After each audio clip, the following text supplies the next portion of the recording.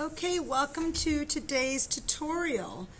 I will be showing you today how to make a pint-sized cup. These are two cups that I have made, and they've already been bisque fired. You can see that they've been glazed but not glaze fired, so these colors will change dramatically once they come out of the glaze fire. The bottoms have texture, they've been signed. They're 12, let's see, actually, they are about 6 inches tall and about 3.5 inches wide. So this is our goal for the day today. All right, let's get started. Things that you will need. You're going to need your rolling pin. You're going to need a ruler, a fettling knife. This is the metal knife that you have in your kit. A needle tool, your rib, of course, a sponge, a little bit of water, and this is optional. I'm going to use this for texture. If you guys have amps at home that you can use, sometimes I use the tread on my shoe of my shoes into clay. Made stamps that I had in the studio, but if you guys don't have any stamps to push into the clay, I'm not going to use any stamps today. I'm just going to use this and the back end of a needle tool to put my design texture detail into my cups. You will also need the template that I gave you in your kits when you came to pick up your clay. So let's get started.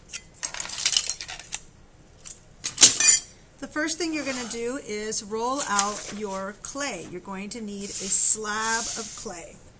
So I grabbed a piece of clay that's about 3/4 the size of my hand. Okay, so if you really want to be exact, this is 5 inches and long and about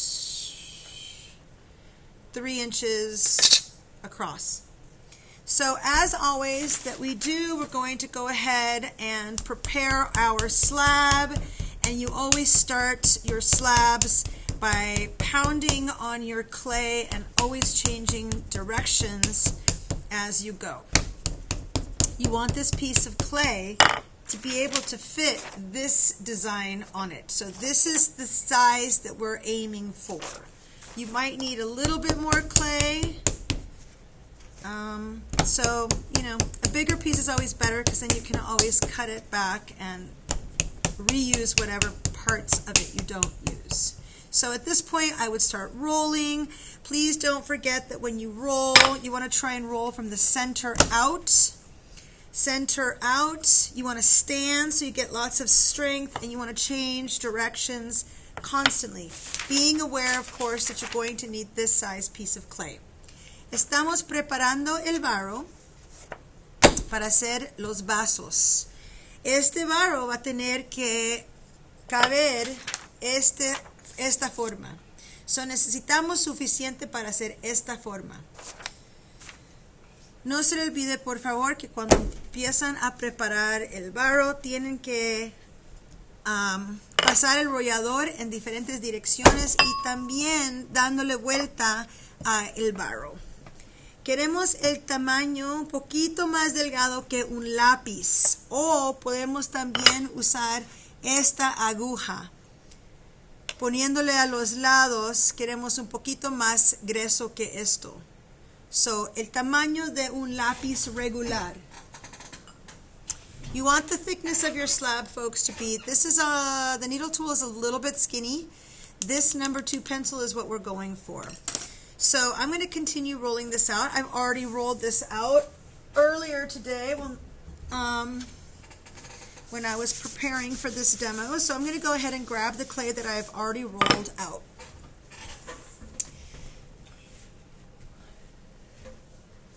There we go. So este barro lo preparé temprano, hace como 1 hora. Ya ha estado secándose por 1 hora. So this slab, folks, I rolled it out about an hour and a half ago. I've already smoothed and prepared it and then just let it sit out and dry for about an hour. Those of you working at home, you're going to have to roll this slab out, leave the bag open for a little bit, and then put it away. You can also, if you wanted to, you can go ahead and cut this template out and then let it dry. Once it's cut, it might be easier. Ese es el tamaño que necesitamos, so me va a caber bien. Este barro lo preparé y lo alicé los dos lados y lo dejé a secar por más o menos una hora. En la casa, si quieren, pueden cortar esta forma y dejar la forma ya un pedacito de barro más pequeño, secarse, sería más fácil quizás en sus casas. So now that this is prepared, I'm going to set this on the side of the slab. I'm going to need a piece of clay for the bottom of my cup. So I don't want to put this in the middle because I do need a little piece of clay for the bottom of my cup. Cuando hacen esta parte, ponga este papel, no lo pongan en el centro, póngalo en la orilla, porque vamos a necesitar un poquito de barro para la parte de abajo. Take your pencil and start with your ruler on the straight edges. Con una regla vamos a empezar a hacer las líneas derechas. You want to drag your pencil on its side, drag it across when it's laying down. El lápiz debe estar un poco acostado para que rompa papel.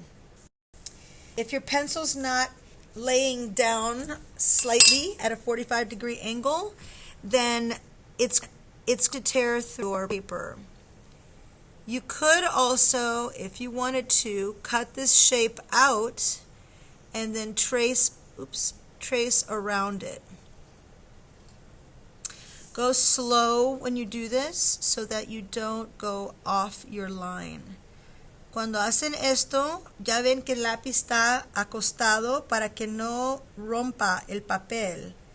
Hágalo bien despacio para que pueda sacar la forma bien que necesitamos. So this is now ready to go. I've traced it and you can see the mark that it's left behind. It's not super deep, but it's there and I can see it. Any straight lines that you cut should always be done with a ruler. So I'm going to go ahead and cut this against my ruler. Cuando tenemos líneas derechas, es importante siempre usar una regla. So la primera cosa que hago es las líneas derechas. So since I have my ruler out, I'm just going to go ahead and do both of my straight lines. And now I'm going to do the curve slowly so they don't veer off my line. Ya ven que estoy haciendo esto bien despacio para que las líneas queden bien parejas. And there we go. So this now, I'm going to move this piece of clay. Don't smush this because we're going to need this. Con cuidado esta parte porque vamos a necesitarlo más adelante. So now I have the shape of what's going to be my pint-sized cup. And I'm going to smooth my edges. Siempre se alisan las orillas. And since you guys don't have textures at your house, I mean maybe some of you guys, most of you I'm assuming do not, then I'm not going to use any textures either. I'm just going to use what is in my kit to work a design into here. I'm going to take my knife and put it at a 45-degree angle. You guys know how to do this because you did it for your boxes, and I'm very slowly going to slide down the center. The knife is in contact with the board at all times. And I'm going to start figuring out, let's see, I'm going to flip it over. Do the same thing on the other side. And so this is going to, oops, I'm sorry, I made a mistake. So let me go back for a second. When I cut this way, you do not want to flip it over this time. And that was my mistake. I just made that mistake here. So you're going to cut at an angle here and then keep the same angle on this side. That's where I went wrong a minute ago when I cut. But that is okay. Cuando cortan para este proyecto es igual diagonal como hemos estado haciendo, pero quieren cortar un lado así con el cuchillo en esta dirección, el cuchillo pasa para el otro lado sin cambiar dirección y hacen la otra línea. And now what I'm going to do is score. So I'm going to go ahead and score, and you guys know that when you score, you should score deeply, and you should score in two directions. So I'm going to go ahead and continue moving up in two directions, so I get these little crisscross sort of hatch marks on there and the other side. Vamos a rayar porque vamos a empezar a preparar para pegar las dos orillas. Like I said, this clay has been sitting out. It's leather hard. It is not super duper wet. It's still a little soft. Yes, that's true, but it's been drying for about an hour and a half. Before I close this up, before I connect this, I want to make my designs. So I'm going to just use what is available to me, and I'm going to go ahead and start making designs. You don't want to start making texture designs at the very top. You want the top like inch or half an inch to be clear of texture so it does not bother your lips when you're drinking out of it. La textura tiene que empezar más o menos media pulgada o una pulgada entera de la parte de arriba para que no se le moleste la boca cuando están tomando. Just making sure that these edges are smooth. And I'm going to start making up my designs. I'm just going to start making up my designs like this. And I'm going to go for it. Any tool that you have in your kit can be a design for your cup. You can be as you want. So I'm going to just do design using my carving tool and the back end of my needle tool. Ustedes pueden hacer cualquier diseño que quieran. Si quieren ponerle una hoja como cuando hicimos los platos, eso sería muy bonito. Yo estoy usando este que es para escarbar normalmente, pero también hace diseños muy interesantes. So, así voy a seguir, siguiendo la curva también de la parte de arriba. So it would be nice to also use maybe some leaf impressions like we did on our plate. You can do that certainly. Like I said, you could push your bottom of the shoe, your shoe, into the clay to make the impression of the design that's on the bottom of your shoes. There are many, many, many things that you can do for this cup. I repeat, I do not want you drawing anything on this cup. This is a pushed-in texture cup design. That is what we're going for. I'm following this curve so that I don't have any problems when I drink out of it. And if there's texture on the very top, it'll be uncomfortable on your lips when you try and drink out of your cup. So be aware of that.